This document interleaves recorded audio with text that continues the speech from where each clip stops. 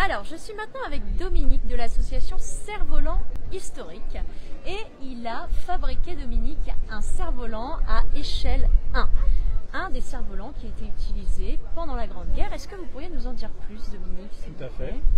Comme vous pouvez le voir, donc c'est un cerf-volant qui mesure 3 mètres de hauteur, 4 mètres 20 d'envergure entre les deux ailes, qui fait 10 mètres carrés de toile portante et qui va être utilisé pour, lorsqu'il y en a plusieurs, puisqu'on va pouvoir les monter jusqu'à 10 cerfs-volants, on va pouvoir monter avec ces 10 cerfs-volants qui forment un train, la nacelle et l'observateur que l'on trouve ici.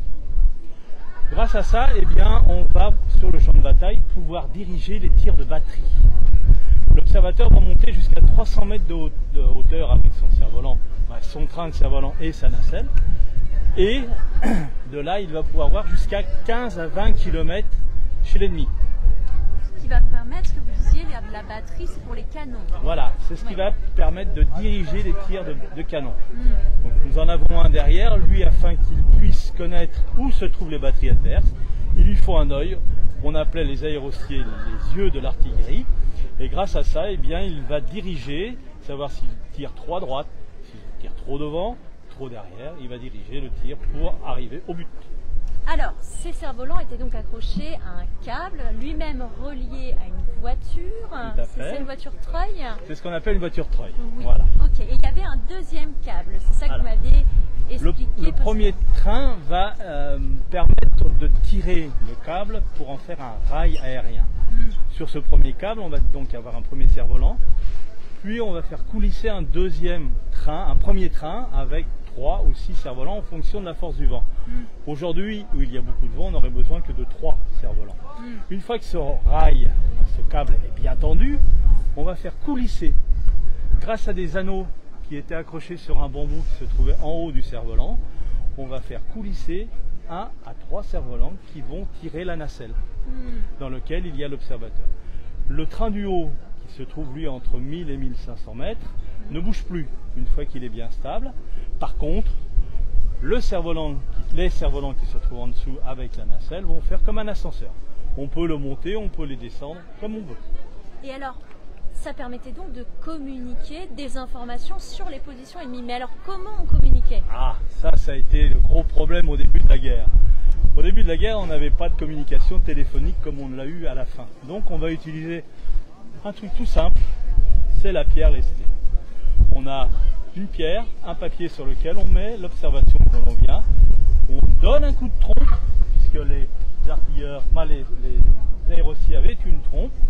Un coup de trompe, on va descendre légèrement le train inférieur et puis on va lâcher.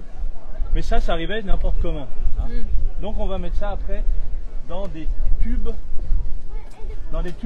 en acier qui vont permettre de pouvoir garder le papier intact. Et puis rapidement on s'est rendu compte que ce n'était pas suffisant, donc on va faire monter un câble téléphonique où on va pouvoir communiquer l'information. Puis le capitaine Saconnet, qui est l'instigateur de ce cerf-volant et de la réutilisation de l'aérostation sur le front, va changer le câble qui lui permet d'être retenu à la voiture treuil en introduisant une âme téléphonique qui va lui permettre de communiquer plus facilement par téléphone avec la voiture treuil et les batteries.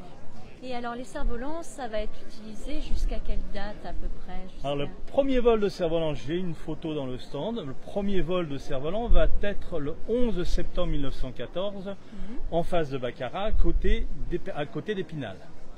Et les dernières utilisations qu'on relève dans les journaux militaires, c'est le 29 octobre 1916 à Chaulmes en face de Péronne sur la bataille de la Somme.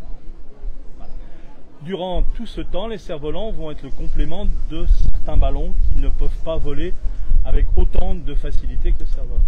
Les cerfs-volants vont pouvoir voler jusqu'à 40 km/h de vent. Aujourd'hui, c'est un vent idéal pour les cerfs-volants.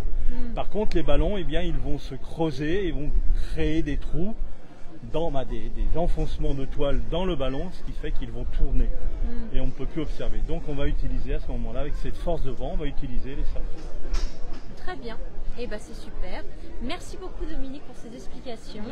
Félicitations pour votre magnifique cerf-volant. Voilà, à échelle 1. On imagine que ça devait être aussi très dangereux, non? Absolument pas. Absolument pas. Absolument pas, parce que le cerf-volant est plein de trous, comme on peut le voir. Donc une balle dedans ou une rafale de balles, ça ne peut que créer d'autres trous. C'est ce qu'on appelle les cerfs-volants ventilés à ce moment-là. Non, il n'y a jamais eu d'accident, ni d'incident, ni de mort. Par contre, en ballon, n'en parlons pas, il y en a eu de trop. Et bien c'est sur cette note qu'on va terminer cette interview avec Dominique.